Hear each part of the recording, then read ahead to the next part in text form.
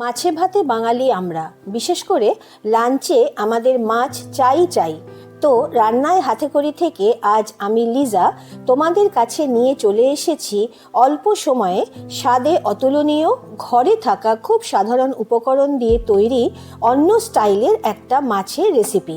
এটা কিন্তু সম্পূর্ণটাই একেবারে আমার নিজস্ব রেসিপি। এই রেসিপির জন্য আমি নিয়ে নিয়েছি 6টা কাতলা মাছের পেটি।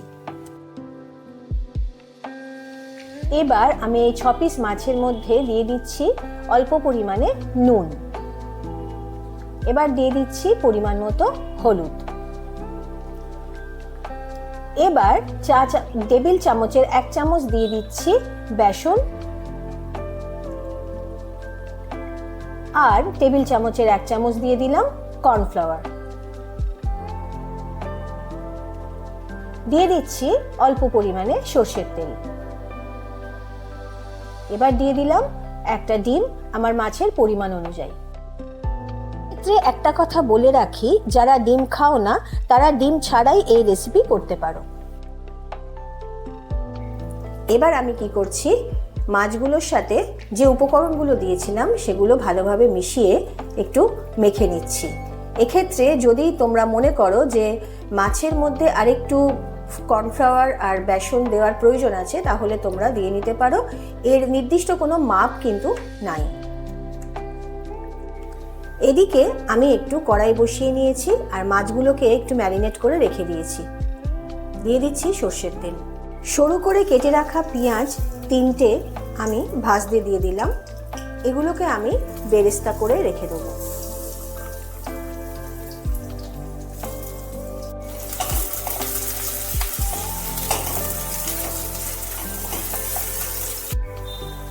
পেঁয়াজের বেরেস্তা করছি তো সেই জন্য যাতে একটু মুচমুচে ভাব থাকে সেই জন্য দিয়ে দিলাম অল্প করে একটু চিনি। ওদিকে পেঁয়াজ হচ্ছে ভাজা, এদিকে আমি একটা প্যান বসিয়ে দিয়েছি। দিয়ে দিচ্ছি এর মধ্যে একটু সর্ষের তেল। প্যানের তেল গরম হয়ে গেছে। এবার আমি কি করব, সেই ম্যারিনেট করা মাছগুলোকে আমি আস্তে আস্তে করে দিয়ে দিচ্ছি তেলের মধ্যে।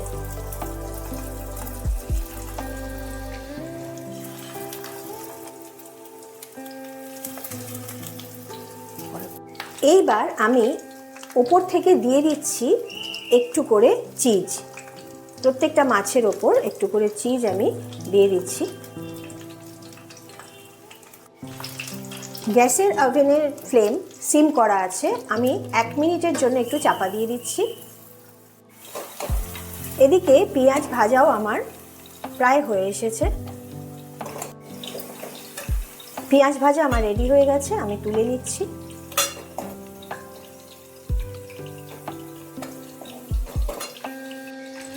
এক মিনিট পরে খুলে দিলাম। এবার মাছগুলোকে একটু উল্টে দেব।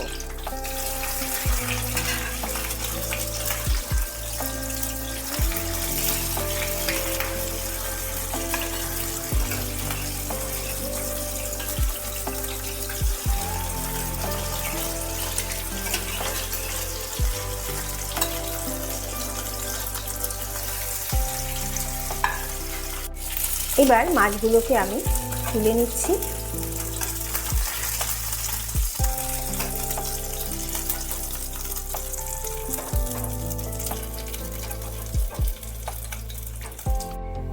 বাকি যে 2টো মাছ আছে সেগুলোও দিয়ে দিলাম। একই পদ্ধতিতে এগুলো একটু ভেজে নিতে হবে। তেলটা যেহেতু এদিকে রয়ে গেছে সেজন্য আমি এদিকেই মাছ দুটো দিয়ে দিচ্ছি।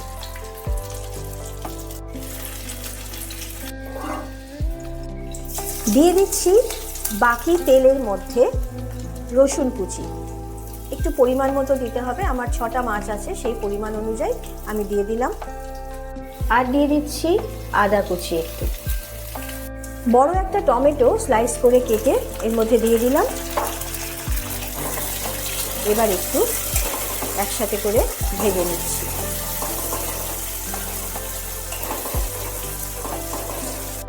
দিয়ে দিচ্ছি স্বাদ মতো লবণ, অল্প হলুদও দিয়ে দিলাম। ভালো করে একটু কষিয়ে নিতে হবে মশলাটাকে। দিয়ে দিচ্ছি স্বাদের জন্য অল্প পরিমাণে একটু রিফাইন্ড চিনি। এবার অল্প জল এর মধ্যে আমি দিয়ে দিলাম, অবশ্যই ঈষদুষ্ণ জল। যে মাছ দুটো দিয়েছিলাম সেগুলো ভাজা হয়ে গেছে। আমি কি করেছি, গ্যাস ওভেনের নবকে একেবারে অফ করে দিয়েছি। এইবার এই প্যানের মধ্যেই আগেকার যে ভাজা মাছগুলো আমি রেখে দিয়েছিলাম সেগুলো ভালোভাবে একটু সাজিয়ে নেব।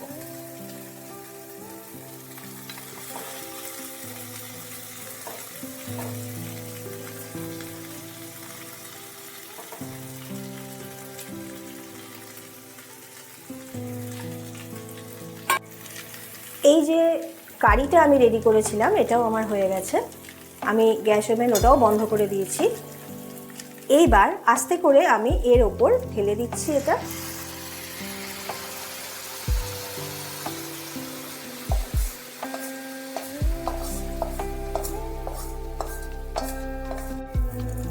দিয়ে দিচ্ছি এর ওপর আমি বেরেস্তা।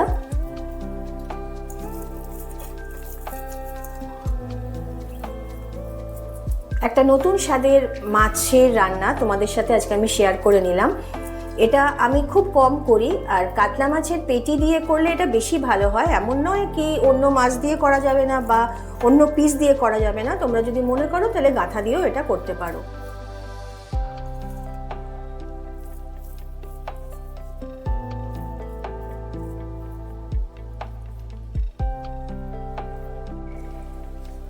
আমি দিয়ে দিচ্ছি লঙ্কা কুচি।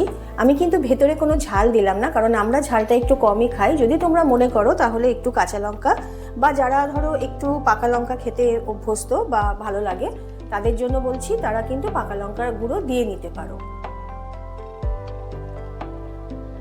দিয়ে দিচ্ছি বাকি যে চিজটা ছিল সেটা এখানে একটু ছড়িয়ে দিলাম। রোজ রোজ একই রান্না খেতে খেতে একদম অন্যরকম লাগে। একই তো মাছ সেই খাওয়া, তো আজকে ওই জন্য একটু অন্য ধরনের রান্না করলাম যাতে আমরাও খেতে পারি আর তোমাদেরকেও দেখানো হয়। দিয়ে দিচ্ছি এর ওপর দিয়ে অল্প করে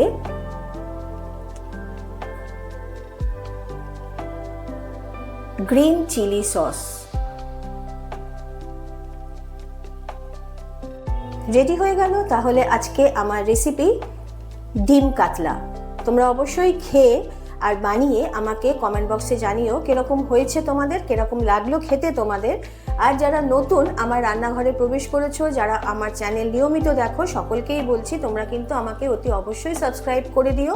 যারা এখনো করোনি তার সাথে লাইক শেয়ার তো অবশ্যই করবে। পাশে থাকা বেল বাটনটাও কিন্তু অন করে দিও যাতে সমস্ত রেসিপি আমার তোমাদের কাছে আগে পৌঁছে যায়। তাহলে আজকের মতন চললাম, টাটা। পরের দিন আর একটা নতুন রেসিপি নিয়ে তোমাদের সামনে হাজির হয়ে যাব।